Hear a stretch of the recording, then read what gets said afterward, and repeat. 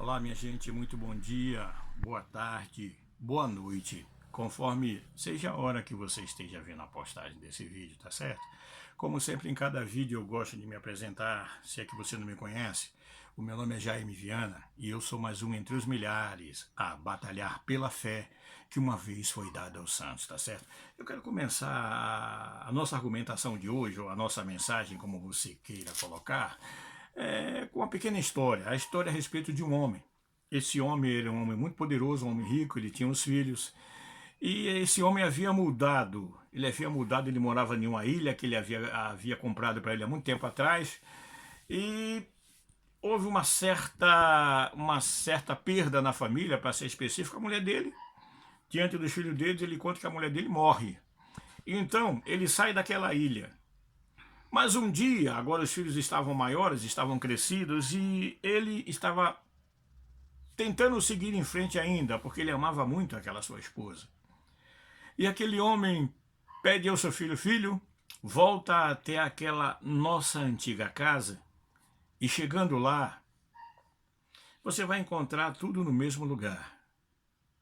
Mas chegando lá, você vai pegar uma taça. Ele começou a falar sobre a taça e o filho: mas pai, lá é cheio de taça, nós tínhamos festas imensas naquele lugar, e aquele lugar era visitado por muitos amigos nossos. Qual dessas taças? Como é que eu vou saber qual é a taça certa?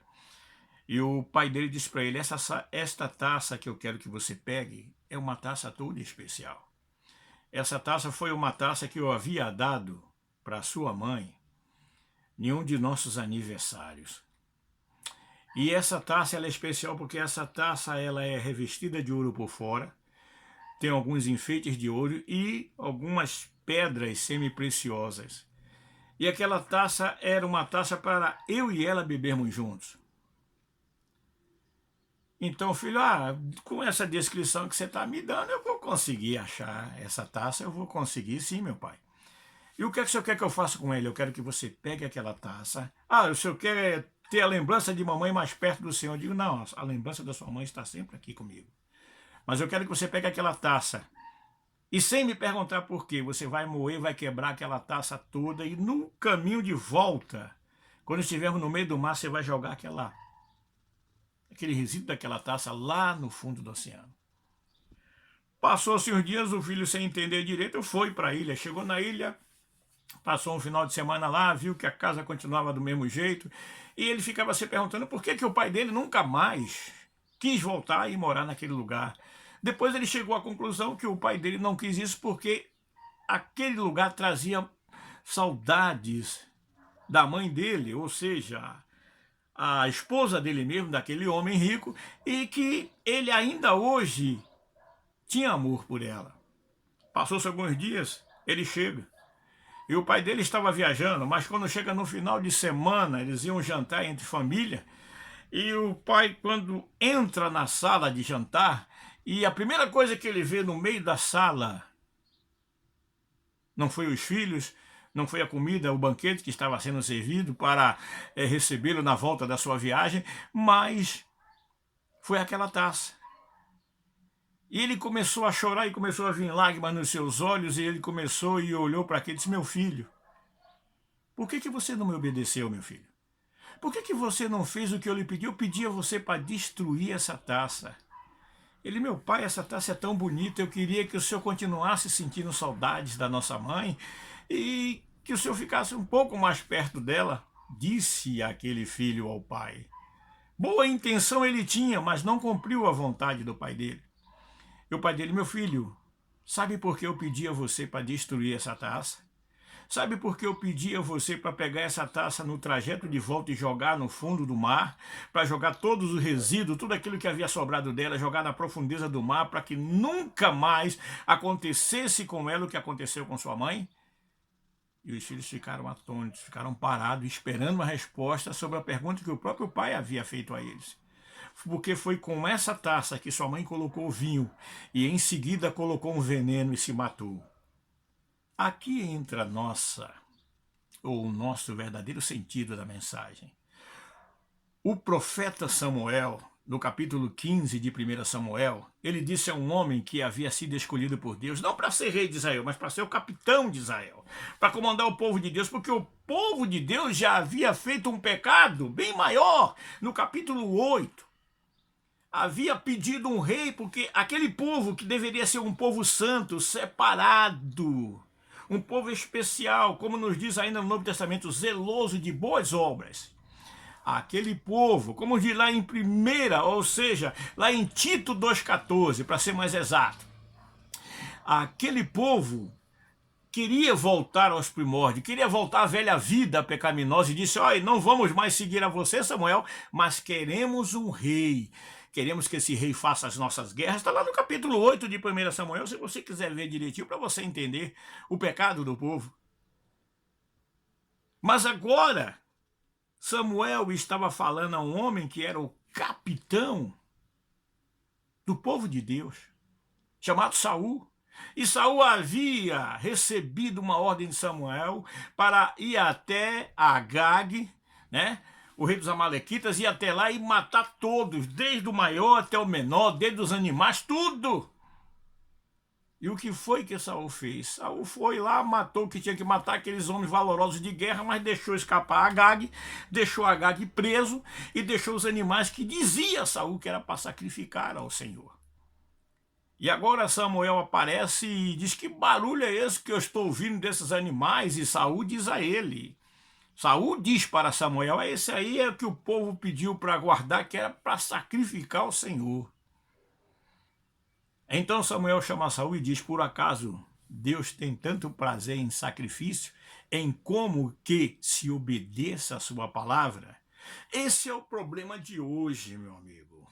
Nós acreditamos que a Bíblia é a palavra de Deus, muitos de nós acreditamos que a Bíblia é a palavra de Deus, acreditamos que Deus ainda hoje fala, mas não queremos andar em conformidade com a vontade desse mesmo Deus que nos é proposto e descrito na Bíblia. Até aqui Deus manda, daqui para cá já sabe, quem manda sou eu. Quando a Bíblia nos fala, entrega o teu caminho ao Senhor, confia nele, no livro de Salmos, e tudo ele fará, quer dizer que tudo é tudo. Deus não aceita ser Senhor na vida de ninguém pela metade, meu amigo. Se você um dia aceitou a Jesus Cristo, a hora é agora de voltar à essência, entregar o seu caminho a Ele, deixar o milagre acontecer na sua vida, deixar que os problemas, por maiores que sejam, nunca venham ultrapassar a confiança que você tem em Deus, porque ainda hoje os que esperam no Senhor, aleluia, como disse Isaías, renovarão as suas forças. Deus é aquele que ressuscita, chama aquele que está morto, chama as coisas que não são como se já fossem, e na hora certa ele levanta aquele que é servo dele. O problema é que nós muitas vezes queremos fazer do nosso jeito. Você tem filhos? Eu tenho filho. Você sabe o que é aborrecência? É a adolescência que nós chamamos de aborrecência muitas vezes, porque na verdade nós falamos de um jeito e eles interpretam de outro. Assim somos muitos de nós diante de Deus. A palavra nos diz, não faça assim, nós queremos fazer de outra maneira. Nós queremos entender, queremos ser rebelde, queremos fazer do jeito que nós achamos melhor. Meu amigo, minha amiga, foi assim com aquele homem. Aquela taça foi o motivo de tristeza para aquele homem, mas em momento algum ele foi revelar aos seus filhos o porquê que a mãe deles havia morrido. Mas agora, naquele momento, quando eles estavam na sala todos reunidos, aí aquele pai desabafa, foi com essa taça que sua mãe tomou o vinho e em seguida colocou um veneno que tirou a própria vida dela. Gente, ainda hoje a Bíblia nos ensina que obedecer é melhor do que o sacrificar. Se você leva uma vida desregrada, não venha culpar a Deus. Se você leva uma vida como alguém que está plantando e só planta tempestades e só planta contenda, não venha depois querer colher bonança na sua vida. Se você é o tipo de crente que na sua vida, que na sua igreja ou no lugar onde você anda, você só tem a língua para falar do que não presta, não venha depois reclamar quando as coisas retornarem para você. Isso é uma coisa que Deus não se deixa escarnecer. Você que leva o nome de Deus, você que está dentro de uma igreja, mas diante do lugar que você mora, todo mundo te conhece como a maior fofoqueira do bairro. Eu pergunto, aonde que está a mudança na sua vida? Aonde é que Deus fez a mudança? Onde é que o milagre, o ressuscitar do Senhor na sua vida aconteceu? Gente, o obedecer a Deus é melhor do que sacrificar. O apóstolo do amor, em 1 João, no capítulo 1, ele nos diz que se nós pecarmos, mas antes ele diz, essas coisas vos digo para que não pequeis, ou seja, não use isso como, né, como um motivo para dizer, mas se eu pecar eu peço perdão, porque tem gente que é assim. Eu peco, eu peço perdão, eu peco, eu peço perdão, eu peco, eu peço perdão, e Deus perdoa, porque o próprio Senhor disse a Pedro, não vai perdoar 7, mas 70 vezes 7, ou seja, 490. Então aí é que está o negócio. Deus não se deixa escarnecer, diz Gálatas 6, versículo 7, porque isso que o homem planta, ele colhe. O que é que você, como lavrador de Deus, tem plantado até aqui? Porque o sentido do evangelho é esse.